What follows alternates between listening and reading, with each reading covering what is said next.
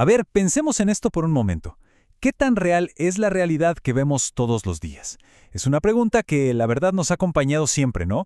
Desde las historias más antiguas hasta las películas de ciencia ficción que tanto nos gustan.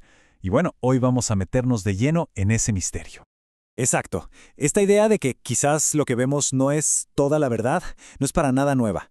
Piensen en la alegoría de la caverna de Platón, o mucho más acá en el tiempo, en una película que nos voló la cabeza a todos, The Matrix. Esa sensación de que hay algo más, de que necesitamos despertar, es una constante en nuestra historia.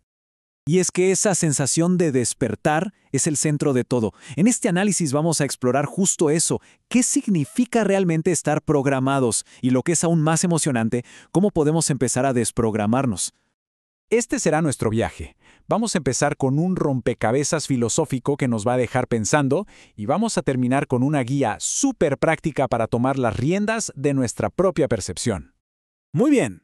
Empecemos con una idea que puede sonar un poco loca, pero que ha pasado de la ciencia ficción a ser discutida en círculos académicos muy serios. Y ojo, que no es una ocurrencia. Es una pregunta que nace de un argumento lógico bastante sólido sobre hacia dónde nos lleva la tecnología. El filósofo Nick Bostrom, de hecho, lo pone de una forma muy clara. Él propone que uno de estos tres escenarios, por más extraños que suenen, es casi seguro que es verdad. Y aquí es donde la cosa se pone increíblemente interesante. Bostrom nos dice, miren, una de estas tres cosas tiene que ser verdad.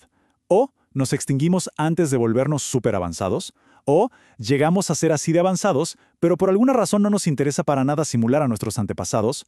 O la tercera, y acá es donde uno se queda pensando, es que ya estamos viviendo dentro de una de esas simulaciones. ¡Wow! Lo que dice Bostrom es que, como ahora mismo no tenemos pruebas de nada, lo más lógico es darle a cada posibilidad más o menos el mismo peso, 1/3 de probabilidad para cada una. Pero, ¿y si la simulación no está corriendo en una supercomputadora en el futuro? ¿Y si está ocurriendo en un lugar mucho, pero mucho más cerca? Digamos, dentro de nuestra cabeza. Esta es una idea poderosísima. El cerebro no es una ventana pasiva que ve la realidad. No, es más bien un motor que está constantemente adivinando, prediciendo y construyendo nuestra realidad desde adentro hacia afuera, usando la información de los sentidos solo como pistas.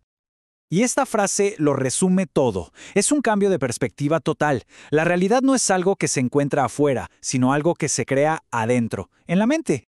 Claro, si nuestra realidad es una construcción, una especie de programa, la pregunta lógica es, bueno, ¿y quién escribió ese programa?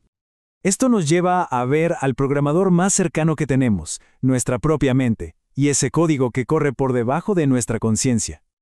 Esto es clave. Según biólogos como Bruce Lipton, la mente consciente, esa que tiene sueños, metas y que está escuchando esto ahora mismo, solo maneja como el 5% de nuestra vida. ¿Y el otro 95%? El 95%. Ese es el subconsciente, que funciona como una máquina de hábitos, con programas que se grabaron hace muchísimo tiempo. Imagínense esto. En nuestros primeros 7 años de vida, el cerebro está en un estado que es básicamente como la hipnosis.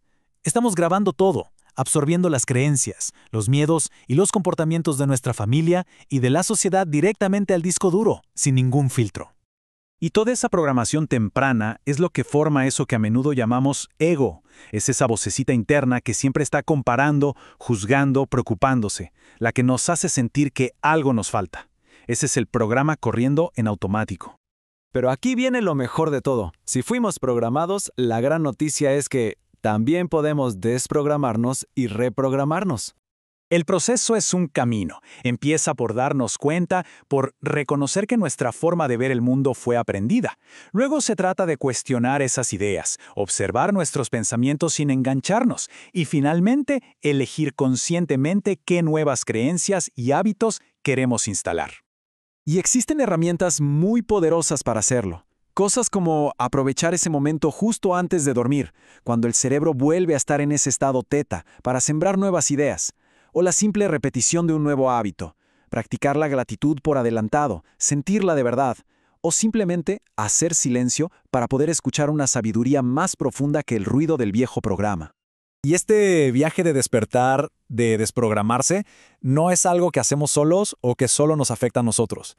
Tiene un impacto inmenso. Al final del camino, La gran revelación es darnos cuenta de que la separación que sentimos, esa idea de yo y los otros, es parte de la ilusión, del programa. En un nivel mucho más profundo, la conciencia es una sola. Todos estamos conectados, somos uno. Y esto es lo más hermoso de todo.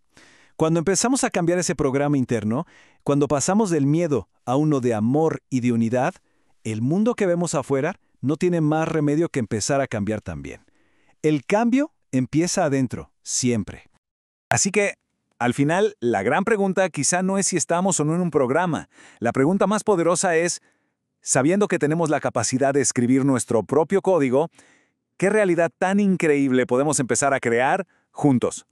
Pensemos en eso.